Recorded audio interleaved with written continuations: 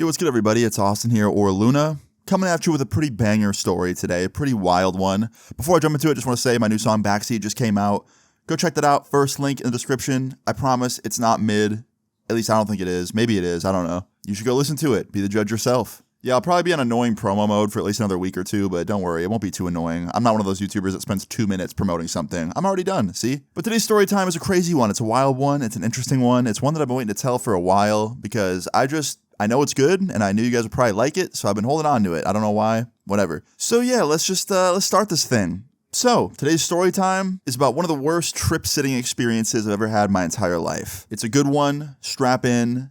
Let's do this. So today's story time all starts off as a regular day back in 2019. Now, around this time, believe it or not, my life was pretty boring, okay? I was just making videos. I had just moved into a new apartment in New York, and I wasn't really hanging out with people, wasn't really doing a whole lot. I just didn't really feel like doing a whole lot. I was in this mood, like, every day back then, where I just wanted to be inside by myself and make my videos and play my video games and see nobody. I go through that at least once a year. I feel like for a month out of every year, maybe even 2 months, I go into, like, hermit mode, and, like, I just don't want to see anybody. So, yeah, around this time, that's what I was on. And I remember around this time, a lot of my friends were hitting me up every day, being like, come on, bro, like, come hang out. We haven't seen you. You haven't been doing anything. Come kick it. Come to this concert. Come get dinner. Come do this. And I'd always just be like, nah, maybe tomorrow. Nah, maybe next week. Nah, not tonight, man. Not really feeling good. And I was just bailing on people, man. I was definitely being kind of like a dickhead. I don't know. So one night in 2019, I'm in my room. I was playing some Counter-Strike. It was like 11 at night. It was pretty late. And I remember my friend calls me, and in classic, like antisocial Luna fashion, I ignored his call. I didn't put it on silent or like ignore it with the button. I just let it ring and like stared at it until it stopped ringing. And then it stops ringing and it starts ringing again like a minute later. And I was like, ugh, fuck. And it was the same friend calling again. It was my friend Dylan. And I was like, all right, he's calling me twice. Maybe it's urgent. I'll answer it. So I pick up the phone. I was like, hello? He goes, wow, you're alive. Haven't heard from you in a minute. And I was like, yeah, man, what's up? He's like, nothing, just checking in. Wanted to see if you want to hang out tonight. And I was like, eh. And he's like, yeah, let me guess, you don't want to. I was like, yeah, not really, man. I'm sorry. Nothing against you. I'm just like in a mood lately. Kind of just want to like be alone.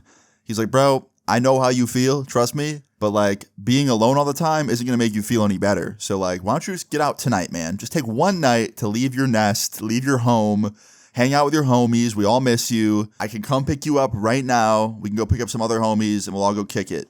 And, he made a good point. So I was like, you know what, man? Sure. Why not? I'll hang out tonight. And he's like, let's fucking go. Love to hear that. All right. You won't regret it. I'll be there in like 10 minutes. I'm like, all right. So I got up. I got ready really quick, took a quick shower, got dressed. And like 15 minutes later, probably, he was there. And he pulls up, comes into my apartment for a little bit. We hung out there for about 20, 30 minutes. While we were at my apartment, he called up some other friends of ours, asked them if they wanted to come hang out. They all said they were down. So 2 other friends ended up meeting us out later that night at a restaurant, probably about an hour later, and we got food together. And then after that, we were just kind of driving around trying to find something to do. And after driving around for about 30 minutes, couldn't really find shit. We went back to Dylan's house. Yeah, Dylan had this really nice house with this roommate of his, and the roommate was out of town for like a month on some like job opportunity. So he had this pretty nice house all to himself. So we're all hanging out in the living room, right? And we're still trying to find something to do. And like, I'm getting pretty bored. And it's to the point where like, I just kind of want to Uber home, And I told them that. I was like, yo, I think I'm going to get an Uber out of here pretty soon. And Dylan's like, bro, fuck no. Like, we just started hanging out. What do you mean soon? And I was like, bro, I've been hanging out with y'all for like at least an hour or two. And he's like, bro, no, come on, kick it like another hour or two, man. And I was like, all right, if we can find something to do, then I will. And he's like, all right, I have an idea. And he walks out of the room. And me and my other friends are all looking at each other like, what's he about to come back with? Like, what's he doing? And he comes back and he holds up a bag. And from far away, I can't really see what it is. But then as he gets a little bit closer, I realize real quickly what it is. It's a bag of mushrooms. And immediately I was like, hell no. Guys, at this point, I hadn't done anything in a while. I had no intentions on doing anything. My life was in a weird spot anyway, sober. So last thing I want to do is mix psychedelics with that and have a bad trip. And essentially, I just was not ready to do them on this night, right? I was not in the mood, not ready. And I said that. I was like, hell no, man. Count me out. If you guys want to do it, sure, but I'm not. And everybody else was on board. Everyone else was like, fuck yeah. So I just sat there and I watched them all start eating these mushrooms. And I'm sitting there, and now I'm kind of pissed. I can't lie. I wasn't pissed that they were, doing them or whatever, because at the end of the day, like, they were adults and they can make their own decisions, whatever. I was more pissed that I was having to trip sit them because I wasn't partaking. I was now the trip sitter. And I felt kind of like stuck there. I felt like if I left now, I'd feel like a dick because I left them there with no trip sitter. Now, granted, I don't think most of them needed a trip sitter. I think most of them did stuff like that enough to where like they'd probably be fine. But there was one person in specific that I didn't trust on their own tripping. And that was Dylan, the one that had the idea to do these in the first place, the one that invited me out. Dylan, every time I had seen him trip on something, he'd have a bad trip. And I don't just mean a bad trip where like he saw some things that were uncomfortable and he had a panic attack and like, was a little bit freaked out. No, he would like freak out and then run away and you wouldn't be able to find him type shit. So I was like, I really don't want that to happen. So I'm going to stick around and make sure he's okay, So I decided to stay as long as I possibly could. So after they take the mushrooms, about an hour goes by, right? And at this point, they're feeling them. Most of them are feeling things. They're laughing, they're giggling, they're having a good time. Seems like everyone's enjoying themselves. Dylan, on the other hand, he's like half and half. Like at some points, it seemed like he was smiling and having a good time. At some points, it seemed like he was kind of staring off into space, looking really, really like sad about something and like distraught.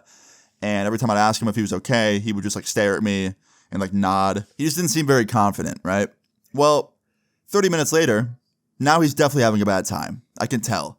Because he's staring at this one corner in the living room, just staring at it, right? And I can see his hands visibly shaking, like shaking fast as fuck. So I tap him on the shoulder. He looks at me and he's like, "What's up?" And I was like, "Dylan, bro, like, do you want some water or something? Do you want to like go for a walk? Like, are you okay?" He's like, "Yeah, I just, I don't know, man. I think I overdid it." And I was like, "All right, man, that's fine. Like, you'll be okay. Just chill, take a deep breath. The good news is, bro, I'm not on any mushrooms. And I can tell you from like an outsider's perspective, as someone that's not tripping, you are okay. You're going to be okay. I promise." And he was like, "You mean it?" And I was like, "Yes, bro, of course I mean it." He's like, "All right, like, maybe we should go for a walk." And I was like, "For sure, man." And I thought that was a good idea. I thought, it's a nice night. It's kind of warm outside. His neighborhood was really pretty and beautiful, and there was like really colorful trees everywhere. We could go for a nice little walk, get his mind off things, right? Maybe it'd make him have a good time. So we stood up. We told everyone else we're going for a walk. They said they were going to stay home and just stay in the living room. So me and Dylan left by ourselves and started walking around the neighborhood. Now, about 10 minutes into the walk, he's visibly improved. He's smiling. He's looking around. I have music playing off my phone that he wanted to listen to. I would say things turned around, right? Things were going good. And at one point, he even looked at me and said, "Yo, thank you for staying. It's definitely helping." And I was like, "Of course, man, of course." So we end up walking for a pretty long time, right? We probably walk another 30 or 40 minutes. We ended up looping around his neighborhood at least 2 or 3 times. And on our way back to his house, I thought the problem was solved, right? I thought he was good.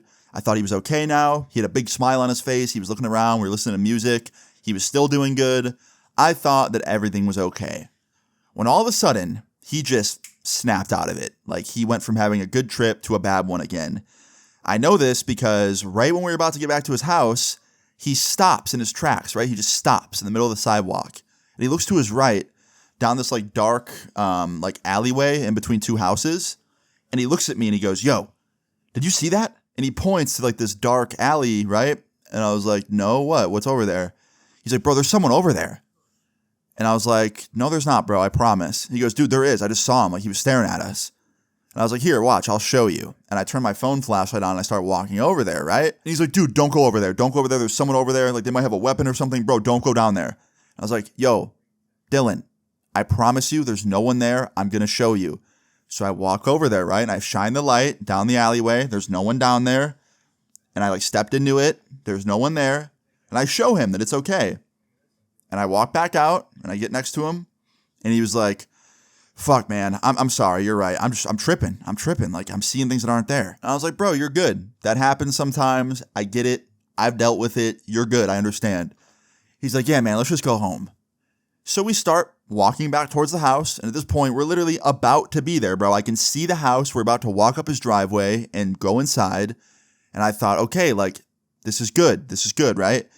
When all of a sudden, Dylan stops in his tracks again and he looks to his right. He goes, "Dude, okay, no, I'm not tripping. Someone's following us." And he points to like this random house There's nobody there, by the way. No one in the yard, no one on the side of the house.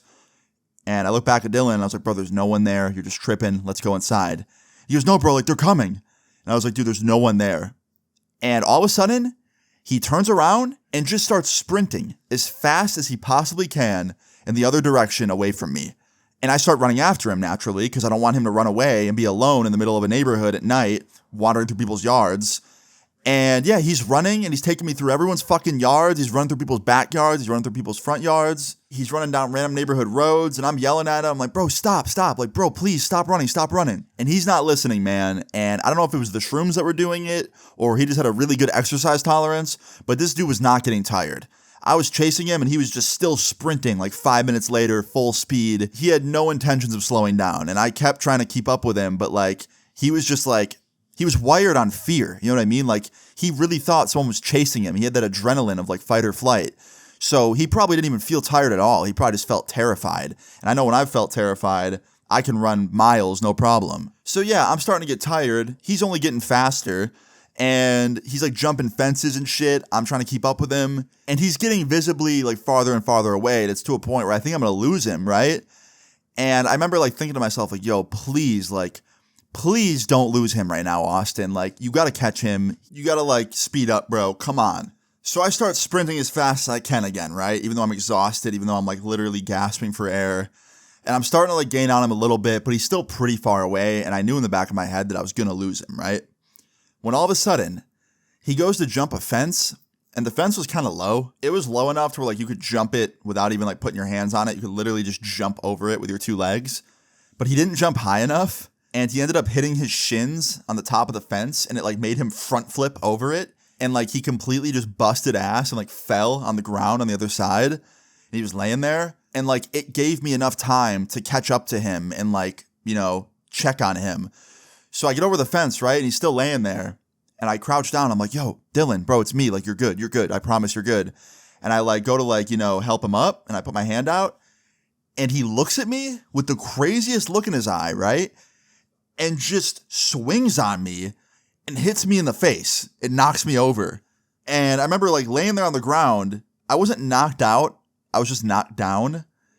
So I was able to think and I was like, yo, did my friend just fucking like punch me to the ground? And I go to sit up and I look and Dylan's back on his feet running away again. And I remember when he was running away, he was like talking to himself. I heard him saying something. I don't remember what it was, but he was saying something. So I get up. At this point, I'm like, yeah, I'm not chasing him. That motherfucker's dangerous. I'm going back to his house. So I ran back to his house. I go in the front door, and one of my friends that we were hanging out with is sitting there on the couch, and he goes, yo, where's Dylan? And he ate less shrooms than the other guys did, so he was kind of like already coming down from it, not really quite tripping heavy or anything. And I was like, Dylan just punched me in the face and ran away from me, bro. He's having the worst trip I've ever seen anybody have. And he's like, what the fuck? And I was like, yeah. He's like, bro, we gotta grab him. I was like, I know, but like I don't want to get hit again. That's why I came to get one of you. And he's like, all right, I'll go with you. Let's go. So my homie, we'll just call him Brian, right? My homie Brian and me, we leave the house, Dylan's house, and we're looking for Dylan around his neighborhood. I took him to like the general area of where like Dylan hit me and ran away, and we're looking for him, right? We're walking up and down the neighborhood roads. We're like, you know, turning down side streets. We're like trying to like take a peek, you know, in between houses and stuff to see if he's like hiding in someone's yard. We can't find anyone, right? Now we end up looking for like 20, 30 minutes. We can't find Dylan. And it's getting to a point where like we're freaked out because he could be anywhere. He could be in trouble. He could be fine. He could be in a fight with somebody. He could be punching other people, you know, like it could be anything from good or bad. So we're tweaking out about it, right? And at this point, I'm starting to get a fucking panic attack. And I'm not even tripping. I'm freaking out about my friend that's tripping. Now, Brian sees this and he's like, yo, Austin, like, chill out, bro. He's probably fine. Like, don't worry, man. And I was like, bro, I feel like it's my fault. Like, I thought going for a walk would be a good idea. Little did I know, I just, like, you know, fucked everything up. And Brian's like, bro, it's not your fault, man. No one could expect their friend to punch them then run away, even if they're on shrooms. Like, that is not something that happens often, you know? Like, it's not your fault, bro. Like, stop beating yourself up about it. It is not your fault. And I was like, thank you, man. He's like, of course, bro. Like, chill. You're good. So after this, he kind of like brings me back down to earth. I'm chilling out a little bit. And we're still looking for Dylan. Now we look for another 15 minutes or so, still can't find him, and it gets to a point where we're like, all right, maybe we need to like hop in the car and drive around and look for him. So we went back to Dylan's house, grabbed Dylan's keys off the table. I got in the driver's seat because obviously my homie was not driving. Even though he was like barely feeling anything at this point, I did not want him driving on shrooms. So I got in the driver's seat, he got in the passenger seat. I turned Dylan's car on, we back out, and we start looking for Dylan around the neighborhood. This time, we're going farther than the neighborhood. We're going down like main roads and stuff. We're driving around, we have the windows down, our heads poking out, looking for Dylan. And we look for about 5 or 10 minutes in the car, and we don't see too much, right? Until we turn down this main street. We go down like one of the main streets near Dylan's neighborhood. And it was pretty dead because like it was the middle of the night. So there was nobody really on the street. But at the very end of this main road, I saw police lights. It looked like there was 2 cop cars at the end of the street parked with their sirens on. Now, I did not think for a second it was for Dylan. Neither did Brian. We both looked at each other, and Brian was like, that's definitely not for Dylan. And I was like, nah, hell no. Because, like, this was a main street. We saw cops on the street all the time, whether it was, like, people getting pulled over, or, like, someone's car would break down, and the cops would pull over and help them, or, like, sometimes cops would just chill there and check speeds. I really just didn't think it was for something serious, right? But as we got closer, and we approached these 2 cop cars, I look out the window, and I see a guy sitting on the curb in handcuffs. And from afar, I thought, wow, that looks a lot like Dylan. And then we got even closer and I said, oh, hey, look, it's Dylan. And Brian's like, what the fuck? And I was like, yep, he got arrested. So I pull over to the side, right, where the cops got him like sitting down. And I yell at the cops. I'm like, hey, that's our friend. Like, what happened? We've been trying to find him. And this cop walks up to the car and he's like, get out of here. And Brian yells towards him. He's like, yo, man, like, that's our friend. Like, we've been trying to find him. He's, like, not in a good headspace. Is everything okay? Did he do something? And the cop goes, yeah, he walked into a store and he was causing all sorts of problems. He was throwing shit off the shelves. He was causing a scene, being angry. Does your buddy here, like, have mental health issues or something? And I was like, no, he doesn't. And then the cop goes, is he on something? Like, it seems like he is, but he won't tell us. And Brian's like, he's on shrooms, sir. Like, he's on mushrooms. And the officer goes, oh, that explains a lot. And he goes, are you guys on mushrooms? And I was like, nope, I am not. That's why I'm driving. And then Brian's like, I was, but it wore off. I'm good now. And the cop goes, thanks for telling us. We're still probably going to treat this exactly the same as it would be with like a mental health crisis. There's going to be an ambulance pulling up soon. They're going to take him away to the hospital, monitor him for a few hours, make sure he's okay, let this thing wear off, and then they'll probably let him go. And I was like, okay, so he's not going to jail? And the cop's like, no, I'm not throwing him in jail. He didn't do anything that bad. You know, he threw some stuff off the shelves, but he didn't, you know, break anything, didn't punch anybody, at least not that we know of. And I was like, okay, cool. So an ambulance pulls up. They put Dylan in the back. They drive him off. We follow the ambulance to the hospital. We get there, and we're in the waiting room for like a good 2 hours, right? They wouldn't let us back there to see him. They were only letting like family visit him, and there was no family nearby to visit, so he was just in there alone for like 2 hours. And finally, he comes out in the waiting room like with his discharge papers and like this like hospital band around his wrist. And I was like, Dylan. And he runs up to us, he gives us a hug, and he's like, guys, I'm so sorry. And I was like, bro, what the fuck happened? He's like, bro, I don't know if there's something in those shrooms or if it's me, but I don't think I can ever take psychedelics again. And I was like, yeah, man, that's probably a good idea. And he's like, let's get the fuck out of here. So we get in the car, right? And on the way home, it's pretty silent. We don't really talk much. And then we get to his house, right? And we go in there. One of our homies was asleep on the couch. He'd just been there the whole night, like just chilling by himself. He was all good. We made sure he was fine before we left him at the house. And Dylan sits down and he's like, yo, I think I have like a underlying like mental health issue. And I was like, what do you mean? He's like, I don't know, man. Like, I don't feel that good in general when I'm sober. But when I take shrooms or any kind of like psychedelic or anything, it like makes me feel so much worse. And I just feel like what I experienced just now was not normal. Like, I literally thought everyone was out to get me. I also have like blank spots in my memory from what just happened. And I was like, do you? He's like, yeah. I was like, you don't remember hitting me? He goes, I hit you? I was like, yeah, bro, in the face. You punched me and knocked me down. He goes, are you fucking kidding me? I was like, no, bro. And he goes to hug me. He's like, bro, I'm so sorry. He's like, bro, I'm so sorry. And he starts pulling out his wallet. And he's trying to give me $100 for hitting me. And I was like, Dylan, you don't have to pay me, okay? You don't, like, I'm good. You're fine. Maybe just stay away from the psychedelics. He's like, yeah, man, I will. And he felt so bad, bro. Like, he looked like he was about to cry. He felt so bad that he hit me. And I was like, you're good, man. You're okay. And he was luckily all right. You know, he came down from the trip. It wore off. He didn't go to jail. He did go to the hospital. But honestly, that was the best place he could be while the rest of it wore off, you know, because who knows what else he would have done. He could have hit someone else. He could have gotten hit by a car running around on the street. Who knows, man? It could have been bad, or worse than it already was. You know what I mean? But in the end, Dylan was okay. You know, he was safe. He didn't mess with psychedelics after this. As a matter of fact, he actually ended up seeing a psychologist like 2 months later because he just like wanted to, you know, get to the bottom of it. And after talking to a psychologist for like months, he got diagnosed with bipolar disorder. Not sure if that's what was being, you know, like amplified by the shrooms or whatever he took that night. Probably to an extent. But that surprised me. I didn't think they would find that. Just really surprising stuff. But in the end, he was okay. Everybody else was okay. Everything was good. All the other homies were fine. And I went back into hermit mode after this. I had enough socialization for the month, and I went back into hermit mode. But yeah, guys, that's the story. That is about one of the worst trip sitting experiences I've ever had. I thought you guys would enjoy it. If you did enjoy it, please leave a like on the video. I'd really appreciate it. Feel free to leave your story times in the comments down below. And subscribe if you're new. I'll see you later. Peace. Won't let me be. Maybe outside, let me die in the backseat. Let me bleed out, oh, you're not entertained.